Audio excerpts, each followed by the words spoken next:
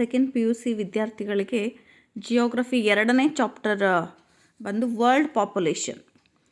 ಈ ವರ್ಲ್ಡ್ ಪಾಪ್ಯುಲೇಷನಲ್ಲಿ ನಿಮಗೆ ಮುಖ್ಯವಾಗಿ ಕೇಳುವಂಥ ಪ್ರಶ್ನೆಗಳು ಅಂತ ತಗೊಂಡಾಗ 1 ಮಾರ್ಕ್ಸ್ಗೆ ಅಥವಾ ಮ್ಯಾಚ್ ದಿ ಫಾಲೋಯಿಂಗ್ ಥರ ಫಿಲ್ ಇನ್ ದ ಬ್ಲ್ಯಾಂಕ್ಸ್ ಇದರಲ್ಲಿ ಬರುವಂಥ 1 ವರ್ಡ್ ಕ್ವಶನ್ಸ್ ಅಂತ ಹೇಳಿದಾಗ who is the founder of population geography ಇದು ನಿಮಗೆ ಕೇಳಬಹುದು. ನಿಮಗೆ ಆಗಲೇ ಹೇಳಿರೋ ಹಾಗೆ ಮೊದಲನೇ ಚಾಪ್ಟರಲ್ಲಿ ಫಾದರ್ ಆಫ್ ಹ್ಯೂಮನ್ ಜಿಯೋಗ್ರಫಿ ಫ್ರೀಡ್ರಿಚ್ ರಾಟ್ಜೆಲ್ ಅಂತ ಏನು ಹೇಳಿದ್ದೆ, ಇಲ್ಲ ಆ ಪ್ರಶ್ನೆ ಬರ್ಬೋದು. ಅದೇನಾದರೂ ಆ ಪ್ರಶ್ನೆ ಕೊಟ್ಟಿಲ್ಲ ಅಂದರೆ ನಿಮಗೆ ಬರುವಂಥ ಪ್ರಶ್ನೆ who is the founder of population geography ಈ ಪ್ರಶ್ನೆಯನ್ನು ಕೇಳ್ತಾರೆ. GT ತ್ರಿವಾರ್ತ ಈ ಹೆಸರನ್ನು ನೀವು ನೆನ್ಪಿಟ್ಕೋಬೇಕಾಗತ್ತೆ. ಹಾಗೆಯೇ ವರ್ಲ್ಡ್ ಪಾಪ್ಯುಲೇಷನಲ್ಲಿ ಬರುವಂಥ ಇನ್ನೊಂದು ಮುಖ್ಯ ಪ್ರಶ್ನೆ ಅಂತ ತಗೊಂಡ್ರೆ ವಾಟ್ ಈಸ್ ಡೆಮೋಗ್ರಫಿ. ಡೆಮೋಗ್ರಫಿ ಅಂದರೆ ಅದರ ಅರ್ಥ ಪಾಪ್ಯುಲೇಷನ್ ಅಂತ, ಪಾಪ್ಯುಲೇಷನ್ ಜಿಯೋಗ್ರಫಿ ಅಂತಲೇ ಅದರ ಅರ್ಥ ಬರೋವಂಥದ್ದು. ಹಾಗಾಗಿ ಡೆಮೋಗ್ರಫಿ ಅಂದ ತಕ್ಷಣ ವಾಟ್ ಈಸ್ ಪಾಪ್ಯುಲೇಷನ್ ಜಿಯೋಗ್ರಫಿ ಅನ್ನೋ ಅರ್ಥವನ್ನು ಈ ಪದ ಕೊಡುತ್ತೆ. ಸ್ಟಡಿ ಆಫ್ ವರ್ಲ್ಡ್ ಪಾಪ್ಯುಲೇಷನ್ ಇಷ್ಟೇ ಇದರ ಉತ್ತರ. ವಾಟ್ ಈಸ್ ಡೆಮೋಗ್ರಫಿ ಅಂತ ಕೇಳಿದಾಗ the study of population is called demography. 2 ಮಾರ್ಕ್ಸಿಗೆ ಕೇಳೋದು ತುಂಬ ಅಪರೂಪ. ಏನಾದರೂ 2 ಮಾರ್ಕ್ಸ್ಗೆ ಕೇಳಿದ್ರೆ the study of characteristics of human population such as size, growth, density, sex ratio, distribution and statistics et cetera ಹೀಗೆ ಬರೀಬಹುದು. 2 ಮಾರ್ಕ್ಸ್ಗೆ ಕೇಳಲ್ಲ. ಹಾಗಾಗಿ 1 ಮಾರ್ಕ್ಸ್ಗೆ ಏನಾದರೂ ಕೇಳಿದ್ರೆ the scientific study of population ಇಷ್ಟು ಬರೆದಾದ್ಮೇಲೆ population growth, population density, sex ratio, age structure etcetera ಅಂತ ಹಾಕಿದ್ರೆ ಅಷ್ಟೇ ಸಾಕು. ನಂತರದಲ್ಲಿ 1 ಮಾರ್ಕ್ಸ್ಗೆ ನಿಮಗೆ ಕೇಳುವಂಥ ಪ್ರಮುಖ ಪ್ರಶ್ನೆಗಳಲ್ಲಿ what do you mean by population explosion ಇದು ತುಂಬ ಸಲ ರಿಪೀಟ್ ಆಗಿದೆ. What do you mean by population explosion ಜನಸಂಖ್ಯಾ ಸ್ಫೋಟ ಅಂತ ನಾವು ಇದನ್ನು ಕನ್ನಡದಲ್ಲಿ ಹೇಳುವಂಥದ್ದು. The rapid growth of population ಉತ್ತರ ಇಷ್ಟೆ. The rapid growth of population ಜನಸಂಖ್ಯೆಯ ವೇಗವಾದ ಬೆಳವಣಿಗೆ, ತೀವ್ರತರವಾದ ಬೆಳವಣಿಗೆ ಅನ್ನೋ ಅರ್ಥವನ್ನು ಇದು ಕೊಡುವಂಥದ್ದು. ಪಾಪ್ಯುಲೇಷನ್ ಎಕ್ಸ್ಪ್ಲೋಷನ್ ಅಂದರೆ ರ್ಯಾಪಿಡ್ ಗ್ರೋತ್ ಆಫ್ ಪಾಪ್ಯುಲೇಷನ್. ಹಾಗೆಯೇ state the total population of the world according to 2012 ಅಂದರೆ 2012ರಲ್ಲಿ ಪ್ರಪಂಚದ ಒಟ್ಟು ಜನಸಂಖ್ಯೆ ಅಂತ ಕೇಳಿದಾಗ 7 ಬಿಲಿಯನ್ ನಿಮಗೆ ಗೊತ್ತಿರೋ ಹಾಗೆ 1 ಬಿಲಿಯನ್ ಈಕ್ವಲ್ ಟು 100 crores. ಹಾಗಾಗಿ 7 ಬಿಲಿಯನ್ ಅಂದರೆ 700 crores ಅನ್ನುವಂಥ ಅರ್ಥ ಬರೋವಂಥದ್ದು ಈ ಪ್ರಶ್ನೆ ಕೇಳಬಹುದು. ಹಾಗೆಯೇ growth rate of population according to 2012 ಅಂದರೆ ಜನಸಂಖ್ಯೆಯ ಬೆಳವಣಿಗೆಯ ದರ ಅಂತ ತಗೊಂಡಾಗ 1.1%. ಇದು ಸುಮಾರು 5-6 ವರ್ಷಗಳಲ್ಲಿ ರಿಪೀಟ್ ಆಗಿರುವಂಥ ಪ್ರಶ್ನೆ. Mention the growth rate of population according to 2012 ಅಂದರೆ 1.1%. ಇನ್ನು ಅದನ್ನು ಹೊರತುಪಡಿಸಿದ್ರೆ what is birth rate, what is death rate, ಜನನ ದರ ಅಂದರೆ ಏನು, ಮರಣ ದರ ಅಂದರೆ ಏನು ಅಂತ ಕೇಳಬಹುದು. ಬರ್ತ್ ರೇಟ್ ಅಂತ ತಗೊಂಡಾಗ ನಂಬರ್ ಆಫ್ ಬರ್ತ್ಸ್ ಪರ್ 1000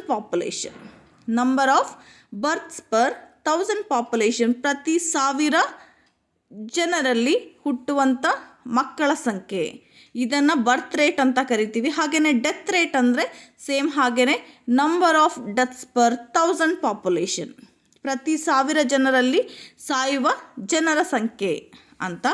ಇದೆರಡು ಪ್ರಶ್ನೆಗಳು ನೆನ್ಪಿಟ್ಕೊಳ್ಳಿ. ಹಾಗೆಯೇ name the country which as highest birth in the world ಪ್ರಪಂಚದಲ್ಲಿ ಅತಿ ಹೆಚ್ಚು ಜನನ ದರವನ್ನು ಹೊಂದಿರುವಂಥ ದೇಶ ಅಂದರೆ ನೈಜರ್.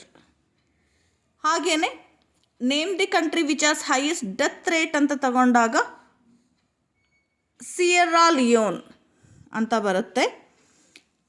ಈ ಪ್ರಶ್ನೆಗಳು ಅಷ್ಟಾಗಿ ಕೇಳಿಲ್ಲ, ಇದನ್ನು ನೆನ್ಪಿಟ್ಕೊಳ್ಳಿ. ಹಾಗೆಯೇ which country is having lowest death rate ಅಂತ ತಗೊಂಡಾಗ ಜಪಾನ್, ಕಡಿಮೆ ಮರಣ ದರ ಹೊಂದಿರುವಂಥ ದೇಶ ಜಪಾನ್.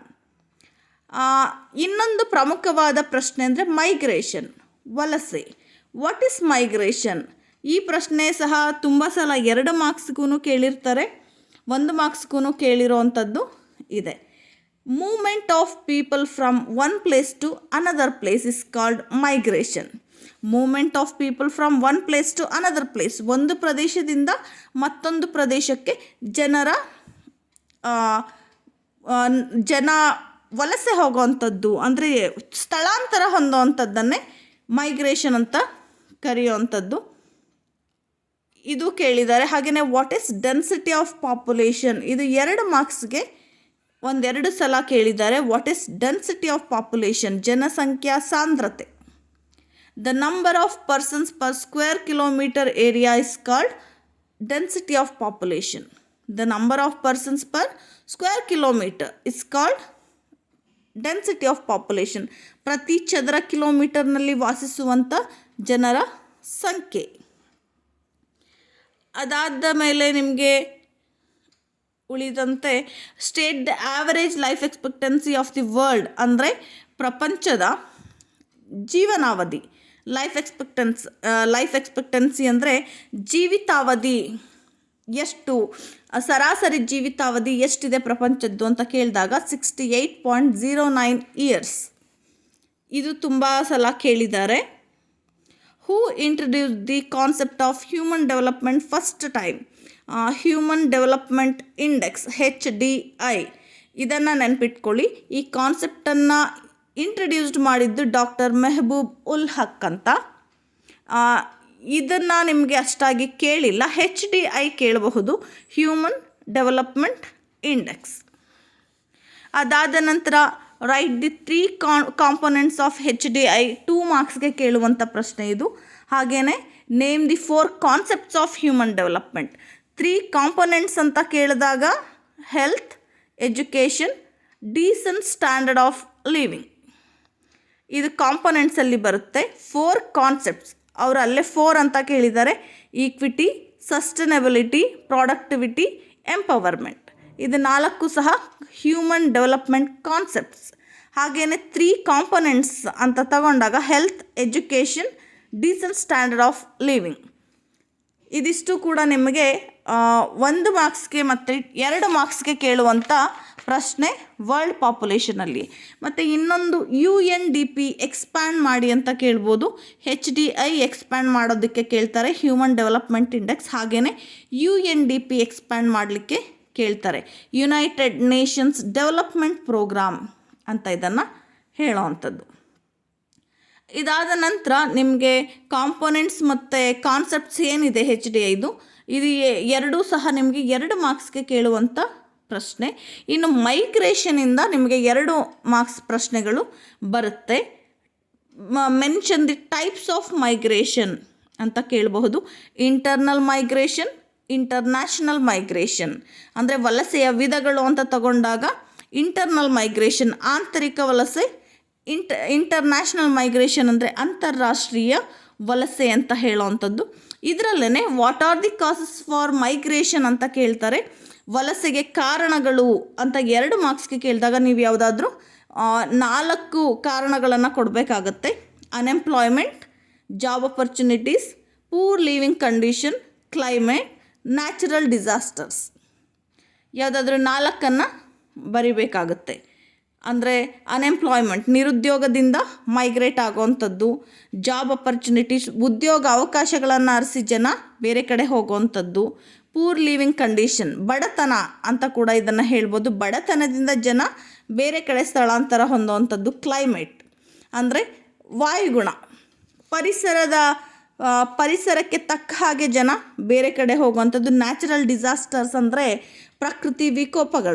ಪ್ರಾಕೃತಿಕ ವಿಕೋಪಗಳು ಏನಿದೆ, ಈ ಕಾರಣದಿಂದ ಜನ ಬೇರೆ ಕಡೆ ಸ್ಥಳಾಂತರ ಹೊಂದುವಂಥದ್ದು, ವಲಸೆ ಹೋಗುವಂಥದ್ದು ಅಂತ ಅರ್ಥ ಬರುತ್ತೆ. ಇನ್ನು what are the causes for rapid increase of population ಅಂತ ಕೇಳಬಹುದು 2 ಮಾರ್ಕ್ಸ್ಗೆ. ಜನಸಂಖ್ಯೆಯ ವೇಗವಾದ ಬೆಳವಣಿಗೆಗೆ ಕಾರಣಗಳು ಅಂತ ತಗೊಂಡಾಗ ಯಾವುದಾದ್ರೂ 4 ಕಾಸಸನ್ನು ನೀವು ಬರೀಬೇಕಾಗುತ್ತೆ. Early marriages, poverty, joint family system, climate. ಇದನ್ನು ಹೊರತುಪಡಿಸಿ ಇನ್ನೊಂದು ಪ್ರಮುಖ ಪ್ರಶ್ನೆ 2 ಮಾರ್ಕ್ಸ್ಗೆ ಅಂತ ತಗೊಂಡಾಗ write the components of population growth ಇದು ಕೇಳ್ತಾರೆ. Write the components of population growth ಅಂತ ತಗೊಂಡಾಗ there are 3 components of population growth. Number 1 births, deaths and migration. ಮೊದಲನೇದು ಬರ್ತ್, ಎರಡನೇದು ಡೆತ್ ಆ್ಯಂಡ್ ಮೂರನೇದು migration. These are the 3 components of population growth. ಜನಸಂಖ್ಯಾ ಬೆಳವಣಿಗೆಗೆ ಕಾರಣವಾಗಿರುವಂಥ 3 ಅಂಶಗಳು ಅಂತ. ಇದನ್ನು ಸಹ 2 ಮಾರ್ಕ್ಸ್ಗೆ ಕೇಳ್ತಾರೆ. ಇದೊಂದನ್ನು ನೋಡ್ಕೊಳ್ಳಿ. ಇನ್ನು ಕಾಂಪೊನೆಂಟ್ಸ್ ಆಫ್ HDI ಕಾನ್ಸೆಪ್ಟ್ ಇದು ಸಹ ಕೇಳ್ತಾರೆ. ಇನ್ನು 5 ಮಾರ್ಕ್ಸ್ ಕ್ವಶನ್ಸ್ಗೆ ಬಂದಾಗ ನಿಮಗೆ discuss the distribution of population in the world. ಪ್ರಪಂಚದ ಜನಸಂಖ್ಯಾ ಹಂಚಿಕೆಯನ್ನು ವಿವರಿಸಿ ಅಂತ ಕೇಳ್ತಾರೆ. ಇದನ್ನು ಕೇಳಿದಾಗ distribution of population of the world has been divided into 3 regions. ಅಂದರೆ 3 ಪ್ರದೇಶಗಳಾಗಿ ಜನಸಂಖ್ಯಾ ಹಂಚಿಕೆಯನ್ನು ವಿಂಗಡಣೆ ಮಾಡ್ತೀವಿ.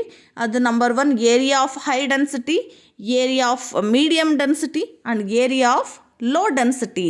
ಇದು 3 ಮೇನ್ ಪಾಯಿಂಟ್ಸ್. ಪಾಪ್ಯುಲೇಷನ್ ಡಿಸ್ಟ್ರಿಬ್ಯೂಷನನ್ನು ನೀವು ಡಿಸ್ಕಸ್ ಮಾಡಬೇಕಾದ್ರೆ area of high density, area of medium density, area of low density. ಇದರಲ್ಲಿ ಏರಿಯಾ ಆಫ್ ಹೈ ಡೆನ್ಸಿಟಿ ಅಂತ ತಗೊಂಡಾಗ ಅದರಲ್ಲಿ ಬರುವಂಥ ಝೋನ್ಸ್ ಏನಿದೆ ಅದನ್ನು ಬರಿಬೇಕಾಗುತ್ತೆ. ಏರಿಯಾ ಆಫ್ ಹೈ ಡೆನ್ಸಿಟಿನಲ್ಲಿ 3 ಪ್ರಿನ್ಸಿಪಲ್ ಝೋನ್ಸನ್ನು ನಾವಿಲ್ಲಿ ನೋಡ್ತೀವಿ. The 3 principal high density zones are ಯಾವ್ದ್ಯಾವುದು ಅಂದರೆ ಅದರಲ್ಲಿ number 1 eastern, southern and south eastern part of Asia. Number 2 north western part of Europe. Number 3 north eastern part of USA and south eastern part of Canada. ಇದಿಷ್ಟು place ಬರೋದು area of high ಡೆನ್ಸಿಟಿನಲ್ಲಿ ಬರುತ್ತೆ. Next area of medium density ಅಂತ ತಗೊಂಡಾಗ the population moderately dense in tropical regions of the world and moist temperature regions of the Argentina, south east Africa and eastern Australia. ಇದಿಷ್ಟು place area of medium ಡೆನ್ಸಿಟಿನಲ್ಲಿ ಬರುತ್ತೆ.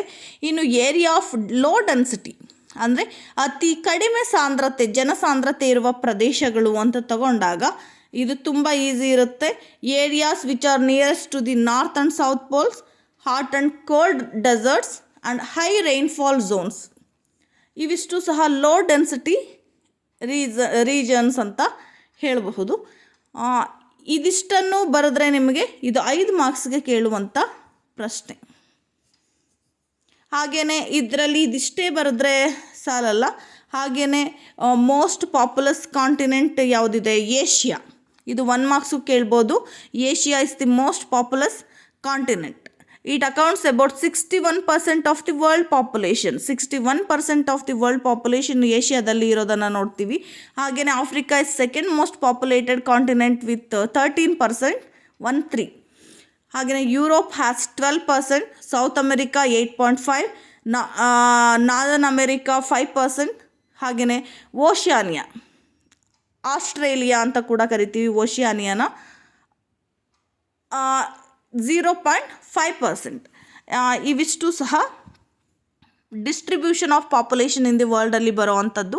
ಹಾಗೆಯೇ 5 ಮಾರ್ಕ್ಸ್ಗೆ ಕೇಳೋವಂಥದ್ದು write a note on sex ratio and age structure of the world. ಇದನ್ನು ಕೇಳ್ತಾರೆ.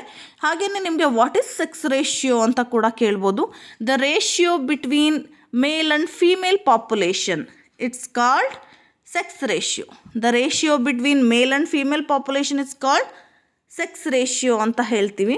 ಹಾಗೆಯೇ average sex ratio of the world ಎಷ್ಟಿದೆ 2011 ಅಂತ ತಗೊಂಡಾಗ 984. ಹಾಗೆಯೇ the highest sex ratio in the world has been recorded in Latvia and Estonia. It was 1174 and 1170 per 1000. ಆಯಿತಾ? Latvia, Estonia ನೆನ್ಪಿಟ್ಕೊಳ್ಳಿ.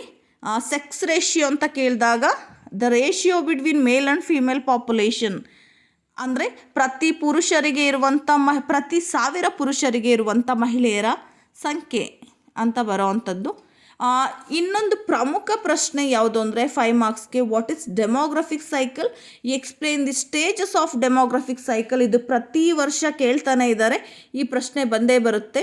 ಅದರಲ್ಲಿ demographic cycle explain the stages of demographic cycle ಅಂತ ತಗೊಂಡಾಗ what is demographic cycle ಅಂದರೆ it is the process of population transformation from the countries of high birth rate and high death rates to low birth rate and low death rate.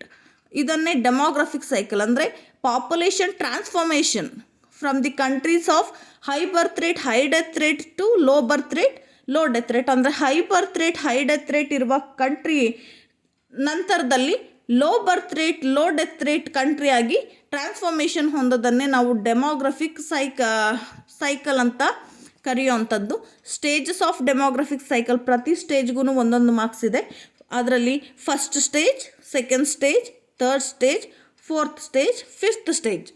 ಇದು demographic cycle ಅಂದರೆ ಇದರಲ್ಲಿ main point ಬರೋದು birth rate, death rate. ಇದೆರಡನ್ನೇ ಇಟ್ಟು